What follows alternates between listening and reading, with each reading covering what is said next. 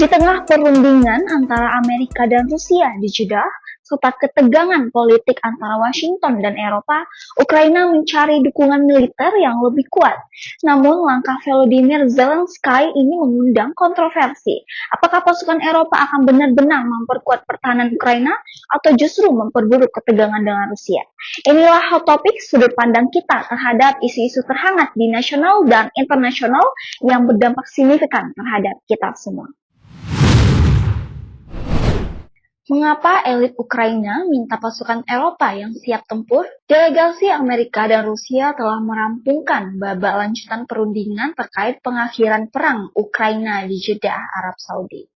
Titik isu utama yang dibicarakan adalah gencatan senjata di koridor pelayanan ekspor gandum dan logistik di Laut Hitam.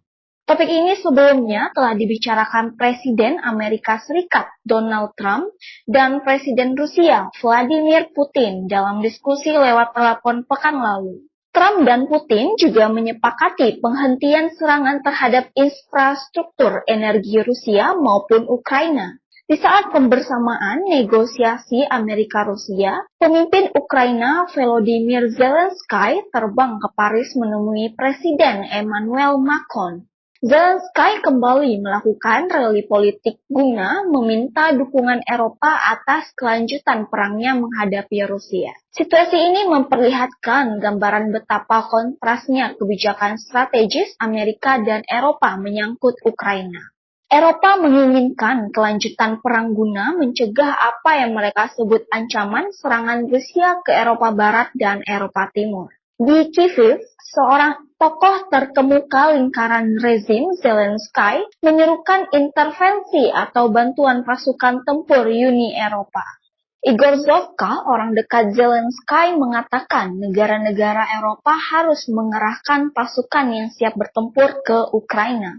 Bukan cuma mengirimkan pasukan penjaga pendamaian, Igor Zovka menyampaikan seruan itu di saat Presiden Macron mengumpulkan pemimpin Eropa di Paris. Menurut Zovka, semua negara-negara di Eropa dan sekitarnya seharusnya memberikan jaminan keamanan kepada Ukraina. Tapi tokoh itu mengklarifikasi, Kyiv tidak ingin menyeret pasukan Eropa terlibat konfrontasi langsung dengan pasukan Rusia. Mereka hanya harus hadir untuk memperkuat kemampuan pertahanan Ukraina. Gagasan pembentukan pasukan Eropa ini mula-mula dikemukakan Presiden Macron, kemudian disambut Perdana Menteri Inggris Keir Starmer. Macron dan Starmer mendorong pasukan tempur Eropa itu segera diterjunkan ke Ukraina, sekalipun Presiden Trump tengah mengupayakan negosiasi pengakhiran perang. Dalam konsep Macron dan Starmer, pasukan Eropa itu nantinya akan menjaga gencatan senjata Ukraina dan Rusia jika telah dicapai kesepakatan. Berkekuatan 30.000 orang, pasukan Eropa itu nantinya akan mengamankan kota-kota penting, pelabuhan dan infrastruktur, serta misi pengawasan udara. Tapi gagasan agresif itu tidak mendapat sambutan positif negara-negara Eropa lainnya. Jerman, Italia, Spanyol, dan Polandia menolaknya. Moskow berulang kali memperingatkan setiap penggerahan langsung personil militer NATO atau Uni Eropa ke wilayah Ukraina akan dianggap sebagai target sah untuk diserang sekalipun dengan alasan menjaga perdamaian. Rusia akan menganggap manuver itu deklarasi terbuka perang melawan Rusia.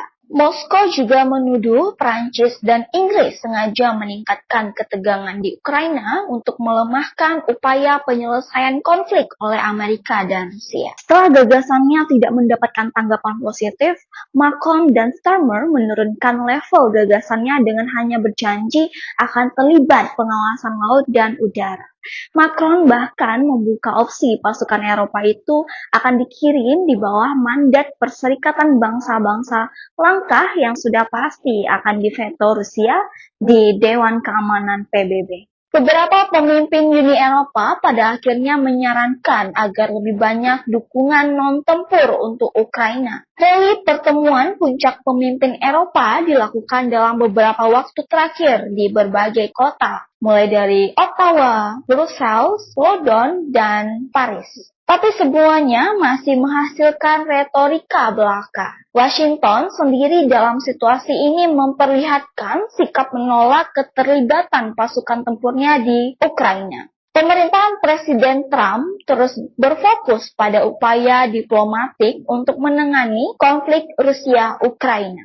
Keengganan Trump untuk mendorong para pemimpin Eropa saat ini untuk bersiap mengambil tanggung jawab yang lebih besar atas keamanan wilayahnya. Zelensky untuk kesekian kali pergi ke Paris menemui Presiden Macron dan mendapatkan komitmen Prancis untuk meningkatkan bantuan militer dan keuangan bagi Kiev. Situasi di medan pertempuran sejauh ini tidak banyak berubah, kecuali perlihatkan keunggulan pasukan Rusia di berbagai front. Mengalirnya bantuan militer barat dan bertubi-tubinya sanksi terhadap Rusia sejauh ini tidak dapat mengubah keseimbangan kekuatan dalam perang Ukraina. Komunitas intelijen Amerika dalam penilaian ancaman tahanan 2025 memang masih menempatkan Rusia sebagai ancaman. Tetapi ditambahkan Tiongkok, Korea Utara, dan Iran sebagai negara-negara yang menjadi tantangan besar untuk kepentingan global Amerika.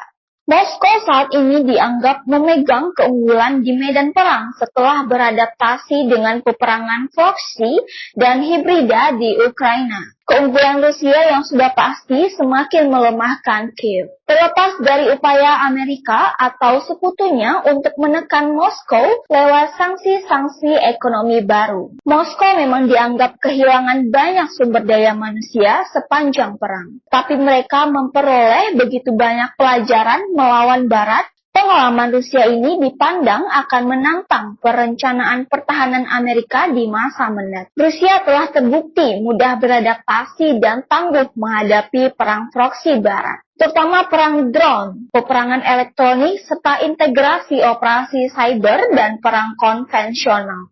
Laporan tersebut memperingatkan upaya Barat untuk melemahkan ekonomi Rusia. Susu telah mempercepat investigasinya dalam kemitraan alternatif dengan negara lain. Rusia berhasil menarik dukungan Tiongkok guna mengimbangi pengaruh dan kekuatan Amerika berikut sekutu Eropanya. Situasi problematis ini diperkirakan mendorong Trump untuk lebih banyak menggunakan jalur diplomasi guna menguatkan Rusia. Mengenai gencatan senjata di Laut Hitam, tampaknya prosesnya sangat alot karena Rusia menyodorkan sejumlah persyaratan. Moskow menghendaki pencabutan sanksi Barat terhadap lembaga keuangan Rusia yang terlibat dalam perdagangan pertanian. Rusia juga ingin dipulihkan akses mereka ke sistem pembayaran internasional SWIFT, jaringan yang memfasilitasi pengiriman pesan keuangan yang diciptakan Amerika. Trump mengatakan Washington mencermati permintaan Moskow ini, tetapi suara penentangan datang dari Uni Eropa. Brussels menyatakan tidak akan mempertimbangkan pencabutan sanksi ekonomi ke Rusia sebelum Moskow mundur dari wilayah Ukraina. Presiden Macron mengatakan Moskow tidak dapat mendiktekan persyaratan perdamaian di Ukraina. Volodymyr Zelensky di Paris mengemukakan kekhawatirannya Amerika kini tampaknya ada di bawah pengaruh narasi Rusia.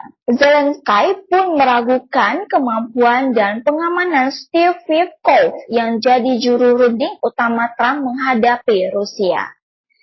Zelensky lebih percaya elit Eropa karena dianggapnya telah memperkuat dirinya sendiri secara signifikan selama perang. Kehadiran Zelensky di Paris disambut spesial setelah menara Eiffel dinyalakan dengan lampu warna bendera Ukraina untuk menghormatinya. Eropa menurut Zelensky kini semakin tidak mengandalkan Amerika untuk melakukan pekerjaan berat dalam hal kapasitas militer. Di Moskow, Presiden Rusia Vladimir Putin mengatakan orang-orang Barat atau maksudnya Eropa dan Amerika tidak mampu memahami Rusia. Vladimir Putin menyampaikan persyaratan tersebut pada hari Rabu 26 Maret 2025 dalam pertemuan Dewan Pengawasan Gerakan Pertama, sebuah organisasi Rusia untuk anak-anak dan pemuda. Pernyataan Putin ini agaknya tertuju pada ide-ide kaum liberatis Barat yang kemudian ditentang oleh Vladimir Putin.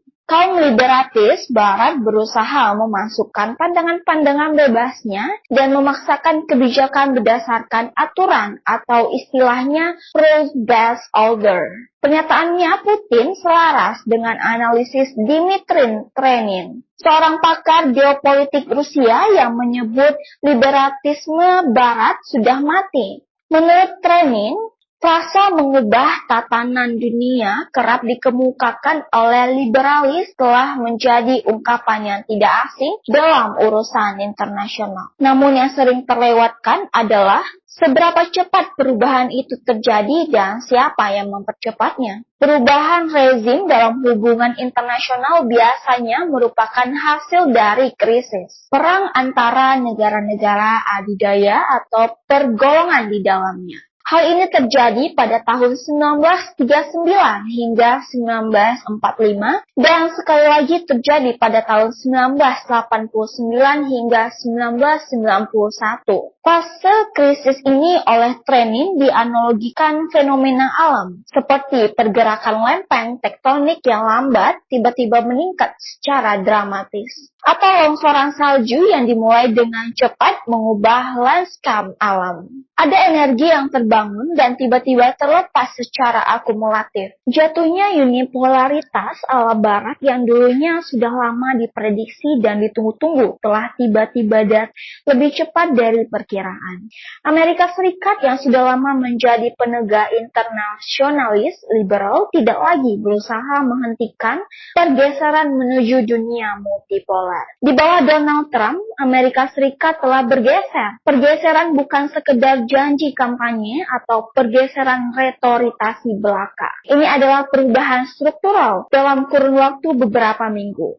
Amerika telah berubah dari menolak tatanan multipolar menjadi mencoba mendominasi dengan istilah baru. Lebih sedikit moralisme, lebih banyak realisme. Dengan melakukan itu, Washington mungkin secara tidak sengaja membantu mewujudkan hasil yang sangat dicegah oleh rezim sebelumnya di Gedung Putih. Pergeseran Trump menjadi implikasi yang luas dan langgeng. Aktor paling berkuasa di dunia telah meninggalkan perlindungan globalisme liberal dan merangkul sesuatu yang jauh lebih programatis. Persaingan kekuatan besar, bahasa promosi hak asasi manusia dan demokrasi telah digantikan dengan America First. Tidak hanya di dalam negeri, tetapi juga dalam hubungan luar negeri. Presiden Trump telah menyingkirkan bendera pelangi dan simbol-simbol liberalisme Barat yang rumit.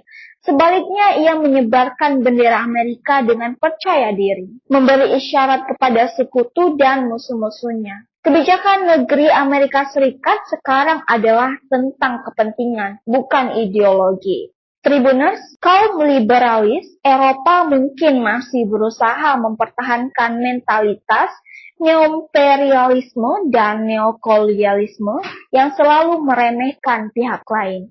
Rusia telah membimbing kelompok selatan yang kini muncul sebagai kekuatan ekonomi baru yang tidak bisa lagi dipandang sebelah mata. Afrika telah sangat berubah dan dengan penuh determinasi berusaha untuk menyingkirkan bekas kolonialnya dari benua itu. Sekarang Volodymyr Zelensky terus merengek ke elit liberalis Eropa yang berusaha mempertahankan narasi serta propaganda anti-Rusianya. Ia dan para pendukungnya mengundang tentang Eropa masuk guna melanjutkan perang yang takkan mungkin mereka menangkan. Tokoh seperti Emmanuel Macron, Keir Starmer, Ursula von der Leyen, Kaja Kallas, dan segelintir elit di Jerman menyeru perang seperti menyingkari sejarah besar Rusia. Rusia mengalahkan Napoleon Bonaparte dan Adolf Hitler sekaligus membebaskan Eropa dari cengkraman pasukan Nazi Jerman. Trump sudah beberapa kali mengungkit kisah sejarah ini, memperingatkan Eropa dan NATO bahwa yang mereka hadapi bukan sekelas Serbia, Libya, atau Sudan. Rusia adalah kekuatan nuklir dunia yang memiliki segalanya. Perang Eropa melawan Rusia hanya akan menghanguskan mereka. Download Tribun X sekarang, menghadirkan lokal menjadi Indonesia.